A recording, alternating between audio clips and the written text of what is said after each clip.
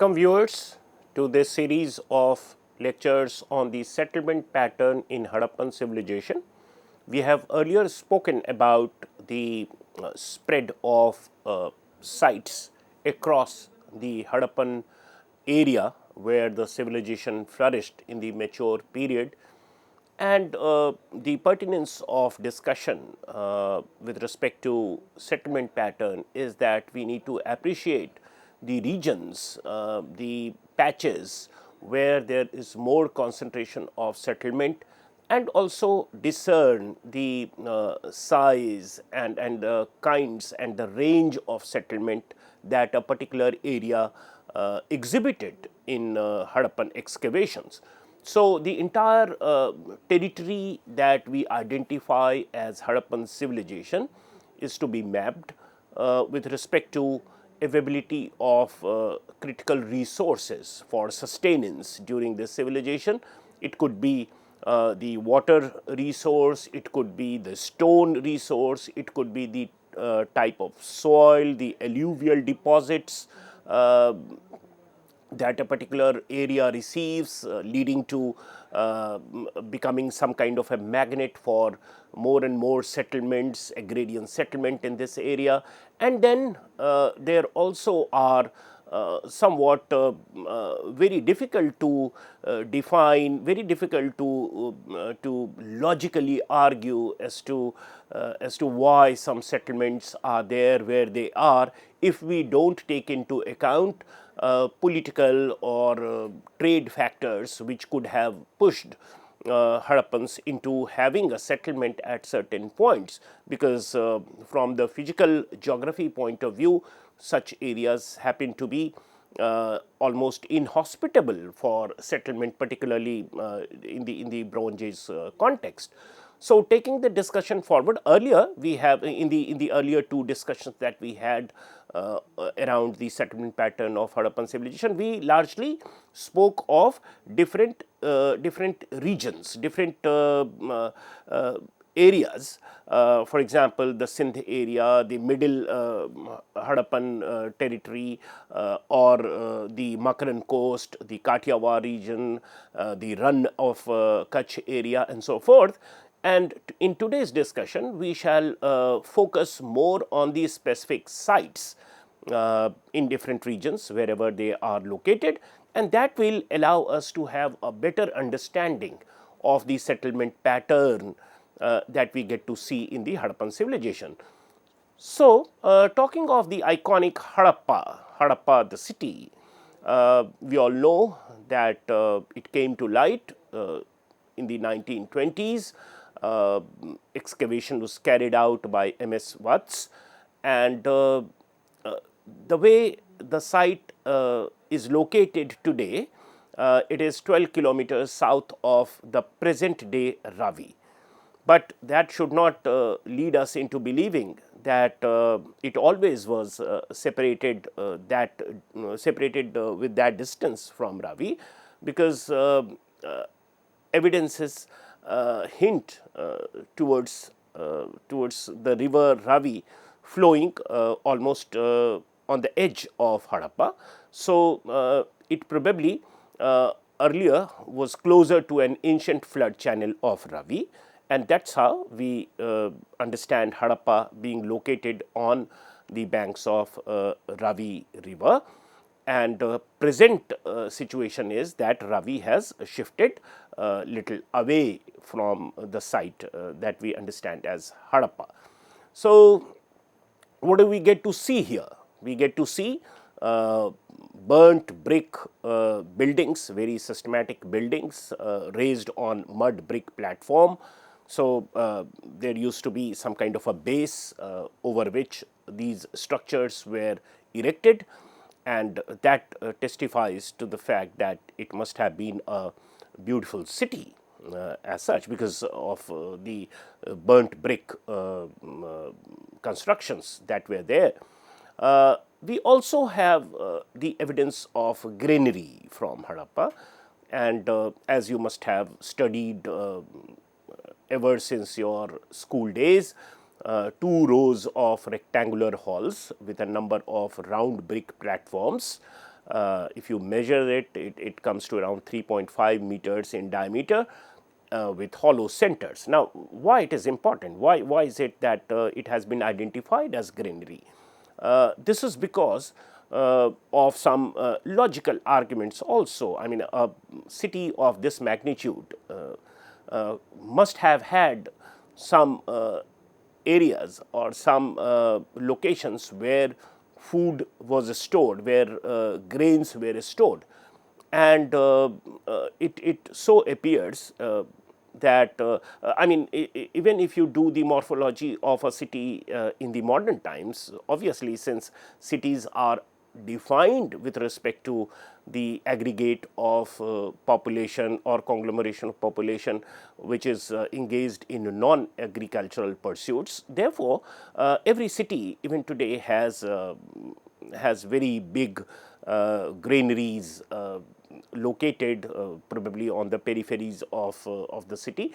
So, it's but logical for archaeologists to identify where such grain storage facilities were, and this particular structure, 2 rows of rectangular halls with number of round brick platforms, perhaps offers itself as a good candidate to be identified as a granary.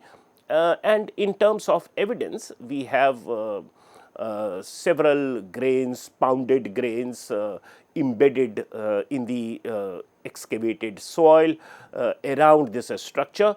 So, that further testifies to the fact that its usage or the usage of this structure could have been for storing grain. And as we discussed, that a city of this magnitude necessarily should have a granary, and here is an answer. It is Mortimer Wheeler who suggested that this particular structure should be understood as a granary. Although some other historians somewhat disagree with this identification of this structure as granary. Nevertheless, moving on, what is also very iconic of the city of Harappa is that there are more than 200 pottery urns, and these figures are little old. So, with recent excavations, the number must have risen. So, over 200 pottery urns, partially buried and kept upright on the street sides to take refuge, has been found. And of course, there also were street drains that we so characteristically know of the Harappans. So, what are these? These are almost dustbins on the sides of the lanes, on the sides of the roads. So, they are partially buried into the ground, and a part of it protrudes up vertically, into which the garbage could be collected. So, this is these are some of the evidences like street drains and structures to keep refuge, to take refuge, etc. That gives a different kind of identification to the Harappan cities and Harappa in particular, that its civic amenities was very exemplary. We don't know much about the rules, regulations and management, and who were the people who were manning this arrangement, but what is for sure is that it was very much there and it was at work. So, there must have been some agency which looked after the municipal works during the Harappan civilization. Now, what was the nature of that authority? Was it under the central command, or was it locally administered, or whatever? That we don't know, because we don't have access to the literary sources, or whatever has been discovered as a script of Harappan civilization has not been able to be has not been deciphered so far. So, then we come to the lower section of the town. and we again have two rows of two-roomed self-contained units, which is somewhat identified, which was identified earlier as slaves' residence, because these are the terminologies that were used by colonial administrative historians. They studied their Greek past with reference to slaves, or their Bronze Age pasts with reference to slaves, and that's how they could think of organizing huge labor required to build such buildings in the Bronze Age period. So there is that carryover of these terminologies onto Indus Valley civilization as well. So that's how they tended to identify. The fact of the matter is that the citadel area generally had rooms which were bigger, had dwelling units which were bigger. Of course, it is indicative of some kind of social and economic stratification, with the rich residing in the citadel area and not so rich, and the poor people residing in the downtown area. So don't get messed up in these nomenclatures like slaves' residence or those kinds of things, because whether they were slaves or wage laborers or occasional laborers, that we don't know, and unless we are able to decipher the script, and maybe we have more corpus of script, we cannot satisfactorily answer these questions. But what is again certain is the economic and social stratification, which is very much evident through this archaeological or through this gradation that we have. And just to refute this, because we also have some evidence to the contrary, because buried under the floor of one of these units is a collection of jewelry with 240 gold beads, gold bangles, hair ornaments, and so forth. Now, this defies its characterization as slaves' residence or poor people's residence, and so forth. But one doesn't know. It could be some kind of a chance deliberate internment for security reason of some valuable articles and so forth. So that's how it goes. Then we have three small one-room mud huts, and perhaps this could offer itself as a better candidate for slave's house or workman's house or labor's house, because this is of a comparatively smaller and poorer make so far as material aspect of it is concerned, and the dimension as well. Subsequently, Mortimer Wheeler exposed a large vertical section under the edge of the citadel to reveal early construction activity also, plotting a perimeter wall around the citadel. Now, this perimeter wall, which we keep hearing of almost at most of the sites in Harappa, at some sites, as more and more sites are excavated, now we get to see some kind of a variety in this, some kind of a difference in this. It's not uniformly present for all the urban sites, because some of the sites are there where the citadel area and the downtown area both are together fortified with some defensive wall, whereas in some sites it is only the citadel area which has a perimeter wall, or in some areas it could be without it as well. So inference from perimeter wall around the citadel is of course in that context for defense. So it is to retain, and it is to secure it from some attacks or some intruders getting in, to secure the wealth. So this is yet another pointer to the fact that cities represented wealthy centers. So that's where wealth is stored and so forth. So this is the usual understanding of a city vis-a-vis villages that we have today, and the same logic is applied to make sense of these perimeter walls. Since 1986, American and Pakistan excavations at Harappa have revealed a sequence of occupations, and on stratigraphic principles, some inference related to the origin, mature phase, and also the decline of Harappa as a city is very much visible. So, the vertical excavation revealing the stratigraphic sequence of material culture is something that I am hinting to at this moment.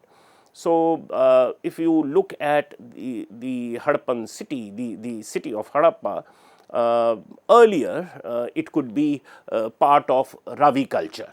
So, we all know that when we are talking of Ravi culture or Cordesian levels and so forth, we are talking of pre-Harappan or early Harappan levels, that is prior to the mature phase of Harappan civilization, and mature phase of snow begins around 2500 BCE. So, to begin with, it could have been part of this area where Harappa exists. It could have been a part of Ravi culture to begin with, and then in the stratigraphic sequence we see some kind of a change in the subsequent material sequence, and that is a pointer towards this Ravi culture making way for Cordesian level. So, there are some additions, material additions, and some of the aspects of Ravi culture is absent. So, this is how the site transitions towards its journey to mature phase, and at the Cordesian level we have mud bricks being used for house constructions, and then we have three levels of baked brick buildings which belongs to the mature Harappan phase. So, from 2500 BC onwards, we have three distinct levels at which Harappan urban mature phase could be seen, and thereafter there is a transitional phase where some of the urban aspects of the city is diminishing. So, in material terms in archaeology, it is referred to as impoverishment of the material culture of Harappa. Some of the defining features are somewhat absent. The number of say burnt brick buildings, they get reduced. The expanse of settlement is shrinking. Then the written tradition is on wane, or script tradition is on wane. So, these are some of the managed or the organized municipal layout are somewhat missing in these phases. The transitional phase, which is a pointer to the fact that there is some kind of a decline happening being registered at this place. And then finally, we move to the post-urban period, which is identified with cemetery etch culture, which is post-Harappan, and it happens to be on the southern edge of the site. So, cemetery etch culture, which is a post-Harappan culture, is located on the southern edge of the site. So, that is one. Then we also have cemetery R culture, which is visible in Harappa, and cemetery R is identified with some findings like bronze mirrors, around 15 to 20 pots perhaps kept as burial goods. Maybe that the idea of afterlife, that is life after death, has concretized as part of customary habits, as part of rites and rituals, and so people are keeping some daily items of use or some valuables with dead bodies in the grave. Then we also have stone and bronze ornaments that also constitute grave goods, and noticeably a few graves are there with wooden coffins, and this again triggers some kind of a speculation that or some kind of a speculation if it had something to do with Mesopotamian connection, because historians and archaeologists knew about Mesopotamian Bronze Age civilization prior to Harappan civilization, and it obviously was a contemporary Bronze Age civilization. So, initially when the local origins of Harappan civilization was not spoken of much, initial writings emphasized on some formative impulses of civilization emerging from Mesopotamia, so from the west. And since in Mesopotamia burial was in wooden coffins, so it is spoken of that maybe that there is some Mesopotamian connect that is visible in these burials, or maybe that there are some Mesopotamians living in this cosmopolis of Harappa, and they have the freedom to bury their dead in their own ways, and that is yet another pointer to the cosmopolitan practices, and there is no uniform one kind of cultural tradition that we get to see, and this is very proverbial of Harappan cities or Bronze Age cities. So, this cemetery R of mature phase lies even further south of cemetery H. So, if you geographically look at this, then cemetery R would be little further away from cemetery H, which cemetery H is post Harappan.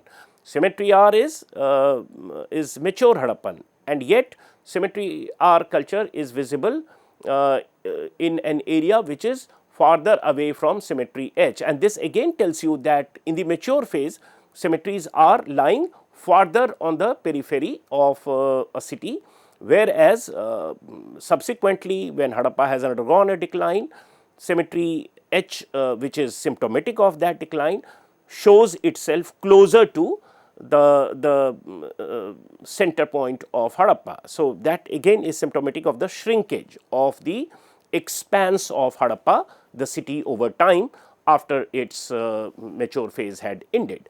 So, this is it for this part of the lecture, and we shall take this discussion forward in the subsequent part.